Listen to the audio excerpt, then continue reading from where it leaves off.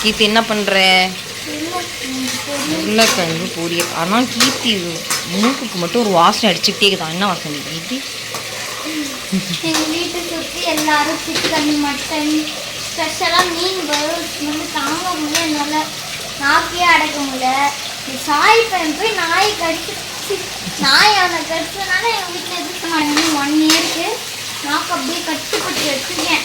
ஃபுல்லாக அப்படியே மீன் வாசனை. அதனால என் சமையலுக்கு நான் இறங்கிட்டேன். நான் இதை மூந்து பார்த்துட்டு மீன் குழம்பு அப்படின்னு வந்து இது பண்ணிக்கிறேன். அதுவும் இல்லாமல் பங்குனி வர ஆரம்பிச்சிச்சா, அதனால எங்கள் வீட்டில் எல்லாத்தையும் அவாய்ட் பண்ணிடுவாங்க.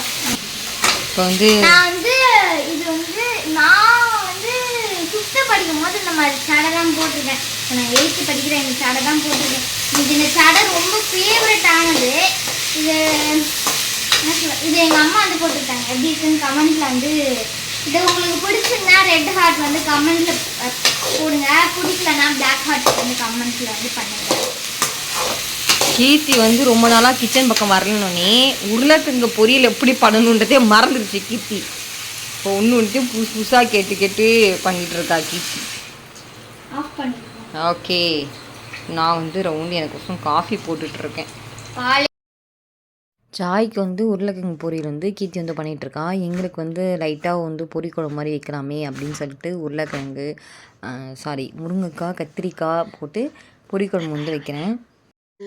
அவ்வளோ வந்து தம்பி மேலே ரொம்ப பாசமாலாம் கேட்காதீங்க. அவள் ஒரு பக்கம் உருளைக்கிழங்கு பொரியல் பண்ணிகிட்ருக்கா, நான் வந்து பொரிக்குழம்பு வந்து பண்ணிகிட்ருக்கேன். ரொம்ப நாள் சென்று கத்திரிக்காய் முருங்காலாம் போட்டு பொரிக்குழம்பு மாதிரி பண்ணிகிட்ருக்கேன். இப்போ தான் வந்து சாய் கையை வந்து உடச்சிட்டு வந்து உட்காந்துருக்கு. தோசை திருப்பியாலே வந்து நல்லா அடைச்சிட்டாவ. ரொம்ப அழுக ரெண்டு பேருமே ஈத்து போட்டு அடிச்சிட்டாங்க. இப்படிலாம் உங்கள் வீட்டில் நடக்குதா அப்படிங்கிறத கமெண்ட் செக்ஷன் கமெண்ட் பண்ணுங்கள். ஆனாலுமே அந்த பாசம் வந்து எப்பயாவது ஒருத்தரும் அப்படியே எக்ஸ்ப்ளோர் ஆகிட்டே தான் இருக்கும். நம்ம போய் தடுத்தோம் அப்படின்னாக்கா நாம் வந்து தான் வந்து விரோதி ஆகிடும். அவங்க 2 பேரும் ஒன்றா செஞ்சிடறாங்க. சரி, கம்ப்ளீட் அப் பாயிண்ட். இப்போ நம்ம வந்து ரவுண்டு எண்ணெய் ஊற்றி கடுகு போட்டு சின்ன வெங்காயம் வந்து ஆட் பண்ணிக்கிறேன். சின்ன வெங்காயமும் போடலாம், பெரிய வெங்காயம் போடலாம், இது நம்ம இஷ்டம் தான். ரொம்ப சிம்பிளாக ரொம்ப பேச்சுலருக்கு ரொம்ப யூஸ்ஃபுல்லான ஒரு குழம்புன்னே சொல்லலாம். காரம் சாரமான ஒரு குழம்பு இது.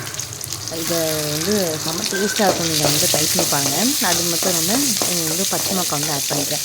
நம்ம முருங்கைக்காய் ஆட் பண்ணாலே சாதாரண சாம்பார் நம்ம வைக்கிறோம் அப்படின்னாலே அது முருங்கைக்காய் ஆட் பண்ணுங்கள். அதோடைய டேஸ்ட்டுமே சரி, அதோடைய வாசனையும் ரொம்ப அதிகமாக இருக்கும், ரொம்ப டேஸ்டியாகவுமே இருக்கும்.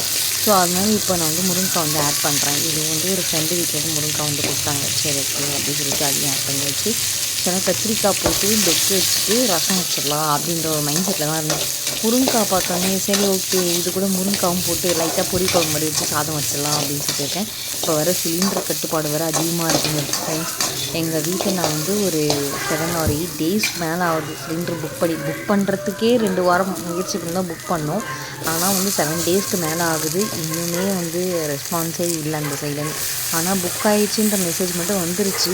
பட் இன்னும் சிலிண்டர் வரல. உங்கள் ஊர்லாம் சிலிண்டருக்கு நீங்கள் என்ன மாதிரியான கஷ்டப்படுறீங்க அப்படின்றத கமெண்ட் செக்ஷன் கமெண்ட் பண்ணுங்கள். இதுவே கிராமமாக இருந்தால் அதெல்லாம் 2 விரவு எடுத்தோமா, அடுப்பில் வச்சோமா, சாப்பாடு செஞ்சோமான்னு செஞ்சுட்டு போயிடலாம். இங்கே வந்து அடுப்பு பற்ற வைக்கிறதுனா இடம் கிடையாது. அதனால் நம்ம எப்படி தான் செஞ்சாலும் வேறு வழியும் கிடையாது. அதனால் வந்து பார்த்து சமைக்க வேண்டியதாக இருக்குது. 1 pot ரைஸு அதுமாரி பார்த்து செய்ய வேண்டியதாக இருக்குது. உங்களுக்கு காரத்துக்கு ஏற்ற மாதிரி மிளகாத்தூள் போட்டு தண்ணி ஊற்றி உப்பு போட்டுக்கோங்க. அவ்வளோதான். இது நல்லா கொதித்து வந்த பிறகு சூப்பரான டேஸ்டியான சுவையான நமக்கு வந்து பொரிக்குழம்பு வந்து ரெடி ஆகிடுமே. இதை நீங்கள் ஆல்ரெடி ட்ரை பண்ணியிருக்கீங்களா அப்படின்றத கமெண்ட் செக்ஷன் கமெண்ட் பண்ணுங்கள். நம்ம சேனல் நீங்கள் வரைக்கும் சப்ஸ்கிரைப் பண்ணாமல் மறக்காம சப்ஸ்கிரைப் பண்ணிக்கோங்க. பாருங்கள், லைட்டாக மாவு கரைச்சிக்கும் போது லைட்டாக தோல் வைட்டிச்சு. எனக்கே வந்து எது தொட்டாலும் எரியுது, எது சாப்பிட்டாலும் எரியுது. அப்படியே ரொம்ப கஷ்டமாக இருக்குது. ஆனால் சாய் எப்படி தான் அவ்வளோ இன்ஜெக்ஷனை தாங்கினான்றது என்னை நினச்சே பார்க்க முடியலை. இப்போ பார்த்திங்கன்னா அரௌண்டு நைட்டு வந்து ஒரு 12 o'clock கிட்ட ஆக போகுது. நான் கொஞ்சம் ஒரு சிஸ்டத்தில் கொஞ்சம் வேலையாக இருக்கேன். சாயும் என் கூட முடிச்சிட்டே இருக்கான். சாயுமே வந்து அடிக்கடி நைட்டெல்லாம் எழுந்துச்சி அழுதுகிட்டே கிடக்குறான். அதனால் வந்து என் கூட முடிச்சிட்டே இருக்கான். மணி கரெக்டாக 12:10 ஆகுது. அப்போனா எங்கள் கிடையாது வந்து 10 நிமிஷம் ஸ்பீடு. அதனால் வந்து இப்போ 12 மணி ஆகுது. 2 பேரும் டீ குடிச்சிட்டு மறுபடியும் உட்காந்து ஒர்க் பண்ணிட்டு இருந்தோம். கீர்த்தியோட கிராஃப்டில் இது ஒரு கிராஃப்ட்டுங்க. சூப்பராக வந்து ஒரு பிளாக் போர்டு வந்து செஞ்சுருந்தா. இந்த பிளாக் போர்டு உங்களுக்கு பிடிச்சிச்சின்னா ப்ளீஸ் லைக் பண்ணிக்கோங்க, மறக்காம நம்ம சேனலை சப்ஸ்கிரைப் பண்ணிக்கோங்க. உங்களுடைய ஃபீட்பேக் என்னன்றதை கமெண்ட் செக்ஷன் கமெண்ட் பண்ணுங்கள். கீர்த்திக்கு இதுமாரி 4-5 சார்ட்டு இந்த ஆர்ட் செய்கிற மாதிரி எதாவது வாங்கி கொடுத்துட்டா அது மட்டும் ஏதாவது செஞ்சுக்கிட்டே இருப்பாள்.